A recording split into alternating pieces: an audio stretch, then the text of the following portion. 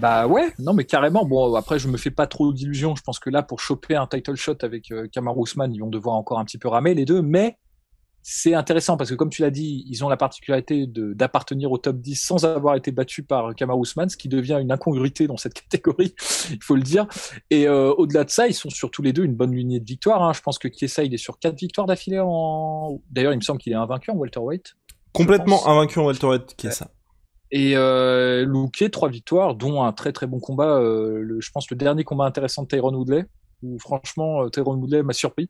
Je pensais qu'il allait nous faire du classique Tyron Woodley, mais il a décidé YOLO, c'est peut-être mon dernier combat à l'UFC, j'y vais à fond et c'était super intéressant.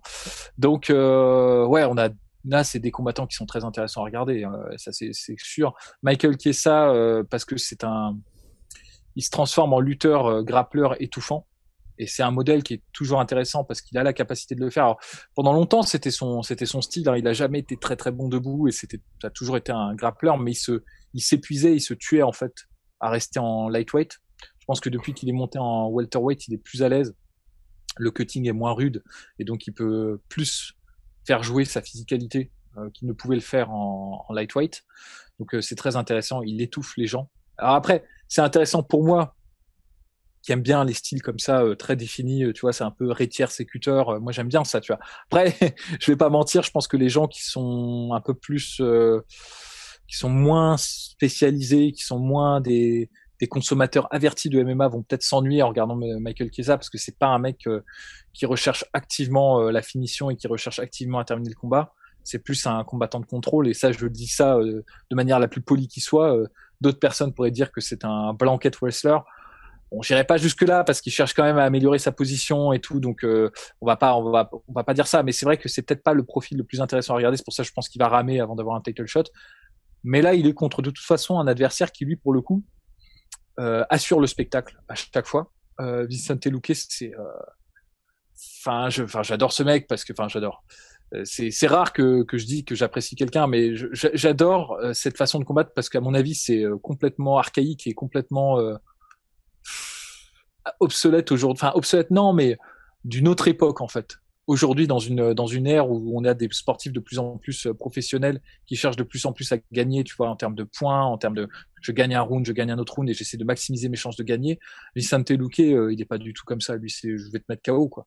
Je vais te mettre KO et je vais prendre 3 coups dans la tête pour en mettre un. Donc c'est super. Enfin, je veux dire, c'est assez rare de voir des mecs qui ont cette mentalité encore aujourd'hui. Donc rien que pour ça, il faut regarder Vicente Luque. Et au-delà de ça, même si c'est un bagarreur, c'est un slugger et il a un gros menton et qu'il a du pouvoir de KO, il est aussi très technique. Hein. Ses contres du bras avant et du bras arrière, quand il est son contre du crochet du bras avant, c'est une merveille. Honnêtement, si tu sais, il y a t'as des mecs comme ça ils ont masterisé un move. Tu sens qu'ils ont dû le répéter 1 million de fois. Et ça, c'est clair, il n'y a pas d'espace, tu vois, quand il envoie son crochet, il y a l'épaule et tout, son menton, il est imbriqué, et c'est toujours au bon timing, et c'est au-dessus de l'épaule de l'adversaire, ou genre pile sur le menton, il est d'une précision incroyable. C'est magnifique à regarder. C'est magnifique à regarder. Donc, pour cette raison, je pense que ça va être intéressant parce que, enfin, je me répète, de toute façon, tous ces combats sont intéressants, mais ça va être passionnant de voir cette opposition parce qu'on va voir toute une phase où debout et sur l'approche, Michael Chiesa, il va pas avoir droit à l'erreur, hein, parce que s'il déconne, s'il est un peu paresseux sur la façon dont il va resserrer la distance, à mon avis, c'est dodo direct hein, face à Vicente Luque.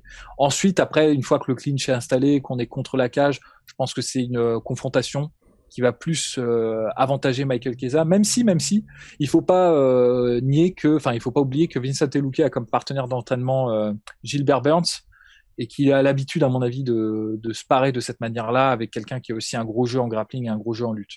Donc, franchement, ça peut être cool. Franchement, ça peut être cool.